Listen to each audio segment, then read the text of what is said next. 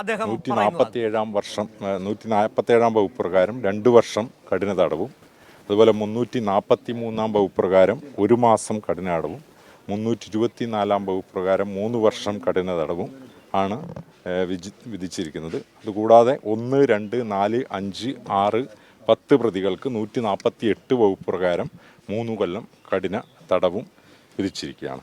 അതുകൂടാതെ ഫൈനും ഉണ്ട്. അതിൻ്റെ പൂർണ്ണമായ വിവരങ്ങൾ കോടതിയിൽ നിന്ന് ഇപ്പോൾ ലൈഫ് ഇംപ്രിസൺമെൻറ്റ് കൊടുത്തിരിക്കുന്ന എല്ലാ പ്രതികൾക്കും 1 ലക്ഷം രൂപ വീതം നൽകണം എന്നുള്ളതാണ് വന്നിരിക്കുന്നത്. പിന്നെ 307 ഉണ്ട് 10,000 രൂപ വീതം പിഴ ആ 307 വകുപ്പിലും വിധിച്ചിട്ടുണ്ട്. അത് വ്യക്തമായില്ല, അത് നോക്കിയിട്ട് പറയണം. ഞാൻ വായിക്കുന്നത് കേട്ടില്ല.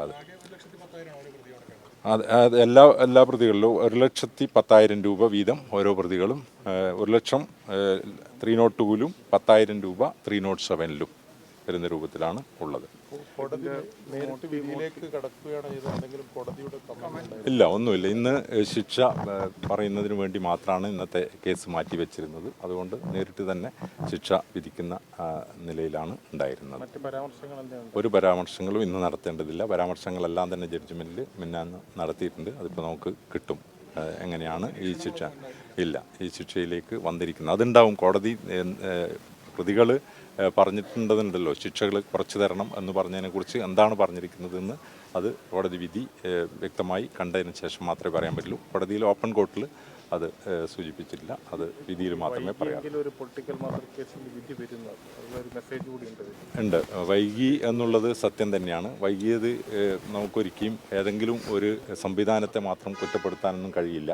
പൊതുവെ എൻ്റെ ഒരഭിപ്രായം, കുറച്ചു കാലം ഈ രംഗത്ത് നിൽക്കുന്ന ഒരാൾ എന്നുള്ള നിലയിൽ എൻ്റെ അഭിപ്രായം, സർക്കാർ കുറച്ചും കൂടി നിയമ സംവിധാനത്തിന് അതിൻ്റെ പശ്ചാത്തല സൗകര്യങ്ങൾ ഒരുക്കി കൊടുക്കുന്നതിന് കുറച്ചും കൂടി ശ്രദ്ധ പതിപ്പിക്കേണ്ടതുണ്ട്. ഇപ്പോൾ ഈ അടുത്ത കാലത്ത് നമുക്കറിയാം, ഇവിടെ തന്നെ ഉയർന്നു വരുന്ന കോടതിയും മറ്റ് ജില്ലകളിലെ പല കോടതികളും ഉയർന്നു വരുന്നുണ്ട്. LDF സർക്കാർ അതിന് വേണ്ടിയിട്ടുള്ള ഒരുപാട് കാര്യങ്ങൾ ചെയ്യുന്നുണ്ട്. പക്ഷെ അത് കുറച്ചും കൂടി നൽകിയാൽ മാത്രമേ ഈ വൈകുന്ന നീതി എപ്പോഴും നിഷേധിക്കുന്നതിന് തുല്യമായിരിക്കും. അത് ഇല്ലാതാക്കാൻ വേണ്ടി സാധിക്കുകയുള്ളൂ. ഇതിനകത്തും ഏതെങ്കിലും ഒരു പ്രത്യേക സംവിധാനത്തിൻ്റെ പുറത്തുള്ള ഒരു വൈകലായി നമുക്ക് കണ്ടുകൂടാ. ഇപ്പോഴാണ് എല്ലാ മർഡർ കേസുകളും എടുക്കുന്നൊരവസ്ഥയുണ്ടായിരുന്നത്. ഏകദേശം എനിക്ക് തോന്നുന്നു 2016 ശേഷമാണ് അത് കൂടുതൽ ലിസ്റ്റ് ചെയ്യുന്ന അവസ്ഥയിലേക്ക് വന്നത്. പിന്നെ ഒരു 3 വർഷം നമ്മളെ കൊറോണ വന്നു, അങ്ങനെയുള്ളൊരു കാര്യം ഇതിനകത്തുണ്ടായി. ഏതായാലും വന്ന വിധി വൈകിയാണെങ്കിലും അവർക്ക് എല്ലാവർക്കും ഒരു ആശ്വസിക്കാൻ പറ്റുന്നത്, നമുക്കൊരിക്കലും ഒരു ജീവൻ തിരിച്ചു കൊടുക്കാൻ പറ്റില്ല, പക്ഷെ ജീവൻ നഷ്ടപ്പെടുത്തിയവരെ കൃത്യമായ നിയമ സംവിധാനത്തിൻ്റെ അടിസ്ഥാനത്തിൽ ശിക്ഷിക്കുന്ന ഒരു അവസ്ഥ, അത് ഏറ്റവും നല്ല ഗുരുതരമായ രൂപത്തിൽ തന്നെ നൽകാൻ വേണ്ടി സാധിച്ചിട്ടുണ്ട് എന്നുള്ളതാണ്. കാരണം ഇതിനകത്ത് കാണേണ്ടത് 307 വകുപ്പ് പ്രകാരം 10 വർഷം കഠിന തടവ് കൂടി കൊടുക്കാൻ വേണ്ടി ഇതിനകത്ത് സാധിച്ചു. വിമൽ എന്ന് പറയുന്ന സാക്ഷിയെ കൊലപ്പെടുത്താൻ വേണ്ടിയിട്ടുള്ള ശ്രമം കൂടി ഉണ്ട് എന്നുള്ളതും കൂടി കോടതി ഇതിനകത്ത് കണ്ടെത്തുകയുണ്ടായിട്ടുണ്ട്.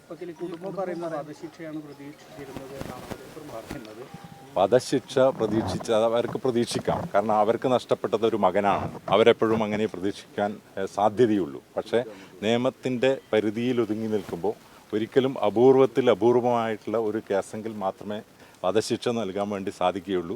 അങ്ങനെയുള്ള ഒരു കേസാണ് എന്ന് ഒരു പ്രോസിക്യൂട്ടർ എന്നുള്ള നിലയിൽ ഈ കേസ് നടത്തിയ എനിക്ക് നിയമത്തിൻ്റെ ആ ഒരു പരിധിയിൽ ഒതുങ്ങി നിന്നുകൊണ്ട് പറയാനാവില്ല. നമുക്കും വേണമെങ്കിൽ അത് പ്രതീക്ഷിക്കാമെന്ന് മാത്രമേ ഉള്ളൂ. അത് ഏതായാലും ജീവപര്യന്തം തന്നെ അതുകൂടാതെയുള്ള മറ്റ് കഠിന തടവുകളും ഒക്കെ ഉണ്ടായിട്ടുണ്ട്. അപ്പോൾ ഒരു കോടതിക്ക് നൽകാൻ ഇത്തരം കേസുകളുടെ മൊത്തം പരിസ്ഥിതി എടുത്ത് പരിശോധിച്ച് നൽകാൻ പറ്റുന്ന ഏറ്റവും നല്ല ശിക്ഷയായിട്ട് മാത്രമേ കാണാൻ വേണ്ടി കഴിയുകയുള്ളൂ.